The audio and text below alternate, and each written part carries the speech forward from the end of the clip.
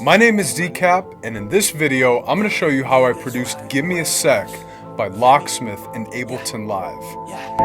I'm taking a fundamental approach when I focus in. Dealing with negative folks won't extend any ambition. I had to seek out a mission. I had to sleep in the kitchen when I was hopeless then. Welcome to another episode of Behind the Beat. In this episode, I'm going to show you how I produced Gimme A Sec by Locksmith in Ableton Live. If this kind of content is helpful for you, be sure you hit that subscribe button and hit the bell to be notified when I drop new content. Let's get into the Ableton session. For this beat, I started with the sample, so I'm going to play the sample for you here.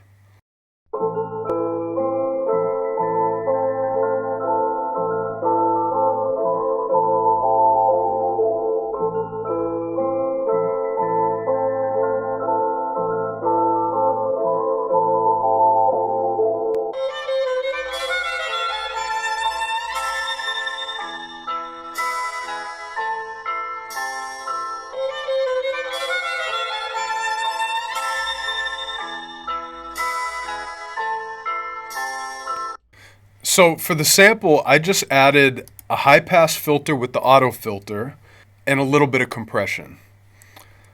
On this part of the sample, I also added the high pass filter and also added a low pass filter to cut out some of the highs. And just a little bit of compression on this one too. And I added the volume gain back with the utility. So for the drums, what I did was I loaded the kick and snare and drum racks and then tracked them out to two separate tracks. For the hi-hat, I loaded it in a simpler so I can play out different pitches with it. So these are what the drums sound like all together.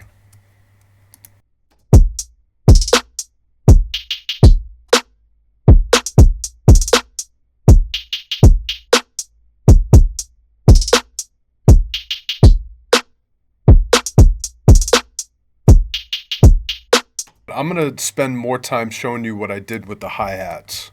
So to get that rolling sound in a simpler, what I did was I played the notes at different pitches on the scale. So as you can see here, most of the hi-hats are at the A note, but then I go down here to the G note to do a roll on the grid, and I have other hi-hats sprinkled throughout. And to give the hi-hats kind of a cool feel, what I did was I changed the size of the grid to get different triplet rolls or different faster rolls. So this is what the drums sound like with the sample.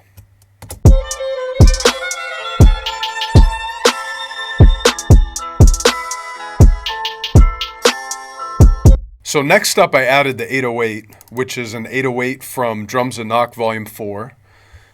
And I loaded it into a simpler. I set it on glide mode at 71 milliseconds so I can do different rolls with it. And when we load up the piano roll, you can see exactly what I did. So the first note is at F, then I go down to E, and then I glide it up to E again, then down to D, and then to A. So this is what it actually sounds like.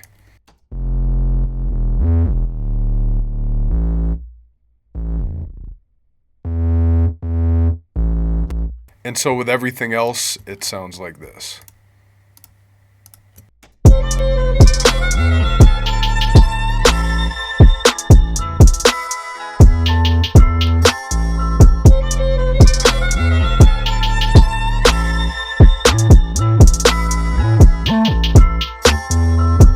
So in the second verse, I took a different part of the sample and the switch up sounds like this.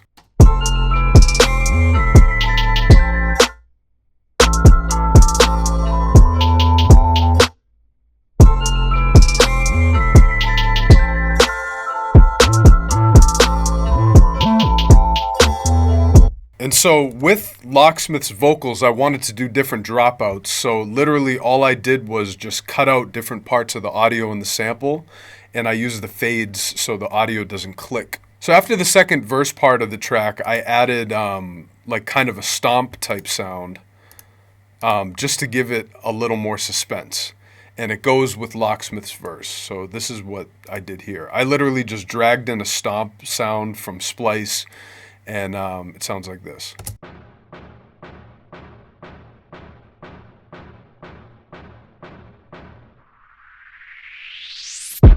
And then at that part, I added a sweep, and I made that with Operator.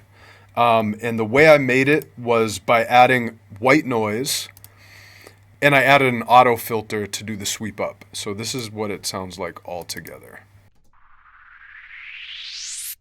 And you can see that automating the auto filter with a little bit of resonance, it gives it that sweeping sound. And for Locksmith's vocals, we recorded them right here at my studio, and I will play it with his vocals now. So this is what it sounds like all together with the vocals and the beat. Yeah, I'm taking a fundamental approach when I focus in. Dealing with negative folks won't extend any ambition. I had to seek out a mission. I had to sleep in the kitchen when I was hopeless then. Niggas, they try to boast I don't fit in. Rather than try to cope, I wrote with pen. Told me to dumb it down. The dummy you done it. The dummies are bumping and money are coming until you drown. So for the vocals, all I added was an iZotope Nectar plugin, FabFilter Pro Q2, and a glue compressor. Really simple. So I'm going to play it without any of the effects, and this is what the vocals sound like dry. And we recorded these vocals on a modified mic that replicates a Neumann U87. So this is what it sounds like without any effects. I'm taking a fundamental approach when I focus in. Dealing with negative folks won't extend any ambition. I had to seek out a mission. I had to sleep in the kitchen when I was hopeless then. So one thing I forgot to mention is I added a little bit of reverb on a send track on send C. So it's convolution reverb. And so this is what it sounds like with the convolution reverb. I'm taking a fundamental approach when I focus in. Dealing with negative folks won't extend. And then the next thing I added was iZotope Nectar. For this one, I just went to a preset up front, hip hop and rap up front and modern. I did a low cut at about 110. I did a dip at 368, a wide dip, and then a boost at about 12K. A pretty wide boost at about 12K. So that's, and then there's also some compression, some saturation, and some limiting on the iZotope plugin. So this is what it sounds like with the iZotope plugin. I'm taking a fundamental approach when I focus in. Dealing with negative folks won't extend any ambition. I had to seek out a mission. I had to sleep in the kitchen when I was hopeless then. And then next I added a FabFilter Pro Q on it. And I just cut, I did a low cut at about 50 hertz. I did a dip, a narrow dip at about 195 hertz, and a dip at 371, another small dip there, and another boost at 4800 hertz. So I was just kind of taming some of the nasty frequencies I didn't want in there. So with that, it sounds like this. I'm taking a fundamental approach when I focus in. Dealing with negative folks won't extend any ambition. I had to seek. And then last in the chain, I added a glue compressor. These last two effects were muted, just to give it some aggressive compression. I'm taking a fundamental approach when I focus in. Dealing with negative folks won't extend any ambition. I had to seek out a mission. I had to sleep in the kitchen when I was hopeless then. And you can see there's some soft clipping happening, which gives it even a little more saturation and distortion, really brings out the vocals in the track. So for the chorus section of the track, I bring back the intro sample and I added a bass reese on top of it. So this is what the reese sounds like.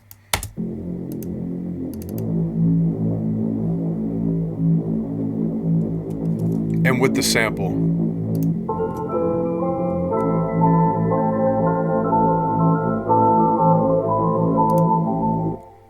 And you can see I just added the reese and just played it on the keyboard.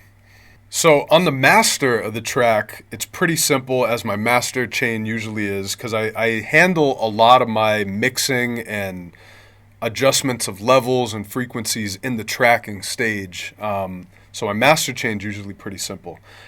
First in the chain, I have a fab filter where I just cut some low frequencies at about 25 hertz, 24 hertz. And I have it on linear phase mode. And then after that, I just have a tiny bit of compression. I'm just doing -2 decibels of gain reduction and adding a little makeup with soft clipping on. just to give it a little more like analog type warmth.